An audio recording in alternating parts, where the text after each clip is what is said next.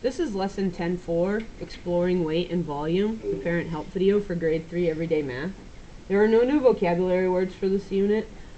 Essentially in this unit we want kids to have experience checking the weight and volume of things, and also to predict the volume of objects and be able to test the predictions. We want them to, in today's lesson we're really going to focus on using these little centimeter cubes here to build rectangles and then to build rectangular prisms. So for example, if we want to build a rectangular prism with a volume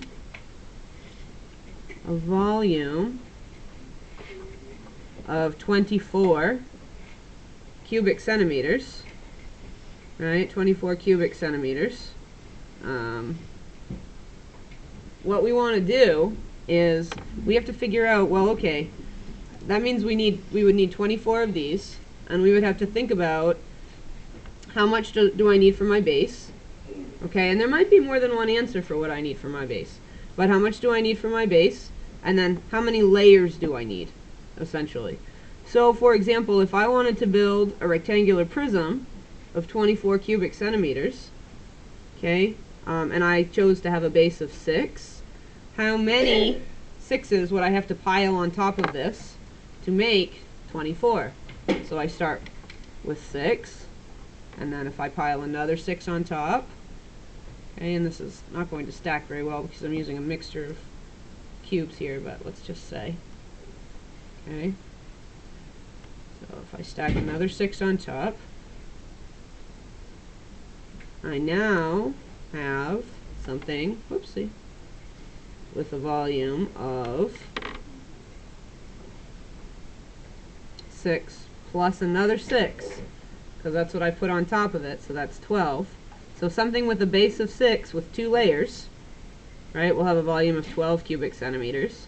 So in order to have a volume of 24, I would need to do 6 plus 6 plus 6 plus 6 layers. This would have to be 4 high for me in order to have 24 cubic centimeters in this. Okay, so those are the kinds of activities that we're going to be focusing on today. I could have it like this. I could do 12 along the bottom and then do 2 layers of 12. Okay, because remember, when we're trying to find volume, it's the base times the height. Okay, so it's whatever the base is, which in this case would be 12, times something, times some height, is going to equal 24. Okay, and in this case, if we want it to equal 24, the height has to be 2. So I would have to put one more layer of 12 on top of that. Okay, so that's basically what we're going to be looking at. As far as how you can help with this at home, you can talk about how much volume is in certain things, especially if you have anything rectangular you can use. Kids can measure that with a ruler, even figure out how many centimeters the base is, so how many square centimeters the base is, by multiplying the length times the width, and they would get 12 here, for example, and then how tall it is.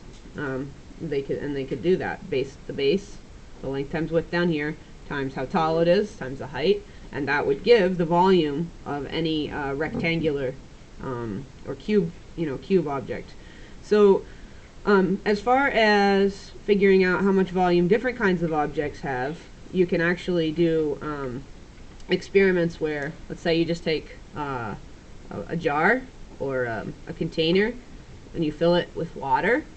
Okay, so you fill it with water for volume, and then if you put whatever it is, whether it's a ball or whether it's a rectangle of some sort, if you put it right in there, then you're able to see the water level rise. And that's how you can see how much volume something has. Okay, so you can see the water level rise right up. This is a great experiment to try, especially on a hot summer day. You get a little bucket of water outside or something. But you can mark on it with a marker here. And so let's say this is the line that you started at. If you drop in some sort of something that will sink, okay, the water level is going to rise a little bit. Okay, and so you can see which of something has more volume by seeing how much the water level rises. If you drop in this ball and it rises up to here, and then let's say you take the ball out, you put a mark where it rose to, and maybe you wrote ball, and then you take the ball out, and then you drop something else in, and let's say it only rose to here. Okay, maybe that's your, I don't know what it was, but your box. Okay, something that will sink though. Okay, you know that the ball